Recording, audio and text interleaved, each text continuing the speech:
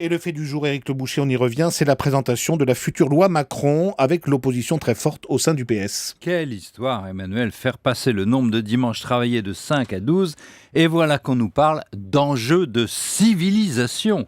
Les opposants socialistes, Martine Aubry en tête, évoquent une régression, vous l'avez dit dans le journal, de bien grands mots et de bien grands enjeux pour une bien petite réforme. Vous voulez dire qu'elle n'aura pas d'impact sur la croissance, cette réforme ? Mais elle aligne des mesures comme libéraliser le temps de travail ou de faire sauter les professions réglementées dont on parle en France depuis 50 ans. Aucun gouvernement ne s'y était attaqué, pas celui de De Gaulle et encore moins celui de Sarkozy. Cette fois-ci, Emmanuel Macron tente de faire, avec le soutien de Valls, un peu avancer le dossier, mais il devra immédiatement composer et le résultat sera maigre, l'effet le sera donc tout autant.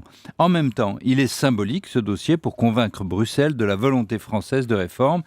Et c'est cette volonté qui, à peine née, est mise à terre par la bronca des socialistes entrés en congrès.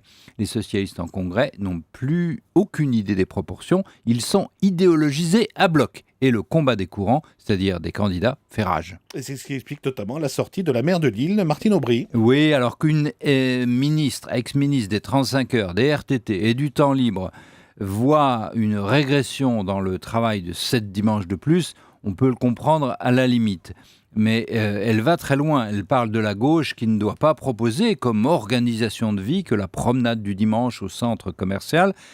Et d'une part, c'est après tout aux gens de choisir leur mode de vie. D'autre part, elle ne peut pas penser que si elle gagne, c'est-à-dire si elle réduit le nombre de dimanches travaillés de 12 à 7, la civilisation sera sauvée pour autant. Les socialistes, en réalité, n'ont rien à proposer sur les vrais sujets, inégalité de l'école, intégration dans les quartiers, sur l'Europe, sur la croissance elle-même, en dehors d'augmenter les impôts. Tout ça est court. Et faute de véritables projets de société crédibles et finançables, ils se focalisent contre des mesures de bon sens. Merci, c'était Éric Le Boucher.